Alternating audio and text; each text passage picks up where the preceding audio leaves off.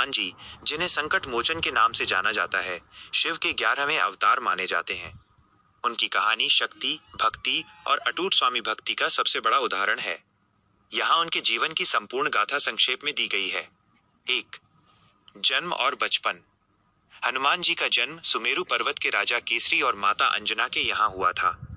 माता अंजना को ऋषि दुर्वासा के श्राप के कारण वानर रूप मिला था।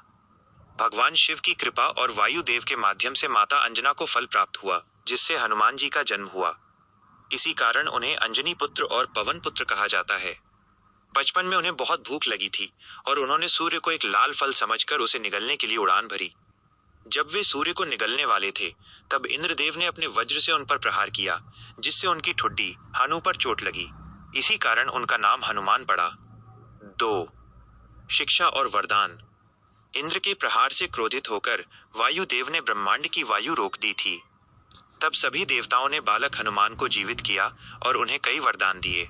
ब्रह्मा जी, चिरंजीवी होने का वरदान। इंद्रदेव, वज्र से कभी न मरने का वरदान। सूर्यदेव, अपनी समस्त विद्याओं और वेदों का ज्ञान दिया। 3.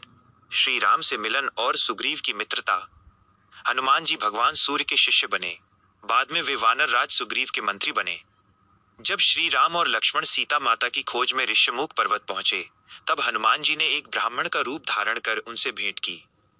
राम जी को देखते ही हनुमान जी उनके अनन्य भक्त बन गए और उन्होंने सुग्रीव और राम की मित्रता करवाई। 4. सीता माता की खोज और लंका दहन। सीता माता का पता लगाने के लिए जब वानर सेना दक्षिण की ओर गई, तब हनुमान जी ने अपनी शक्तियों को याद किया और 100 योजन चौड़ा समुद्र एक छलांग में पार कर लिया। उन्होंने लंका में अशोक वाटिका में सीता माता को राम जी की मुद्रिका अंगूठी दी। जब रावण ने उनकी पूंछ में आग लगाई, तो हनुमान जी ने पूरी लंका को जलाकर राख कर दिया, जिससे राक्षसों में भय व्याप्त हो गया। 5. लक्ष्मण की जान बचाना। संजीवनी बूटी। रामायण के युद्ध के दौरान जब मेघनाद के प्रहार से लक्ष्मण मूर्छित हो गए, तब हनुमान जी को संजीवनी बूटी लेने द्रोणागिरी पर्वत भेजा गया। बूटी की पहचान न होने पर वे पूरा पहाड़ ही उठा लाए। उनकी इस तत्परता ने लक्ष्मण के प्राण बचाए। 6. राम राज्य और चिरंजीवी वरदान। रावण वध के बाद जब श्री राम अयोध्या लौटे, तो हनुमान जी उनकी सेवा में ही रहे। जब राम जी का वैकुंठ जाने का समय आया, तो उन्होंने हनुमान जी को धरती पर ही रहने का आदेश दिया, ताकि वे धर्म की रक्षा कर सकें और राम नाम का प्रचार कर सकें। विशेषता, हनुमान जी आज भी जीवित माने जाते हैं। शास्त्रों के अनुसार वे अष्ट सिद्धि और नवनिधि के दाता हैं।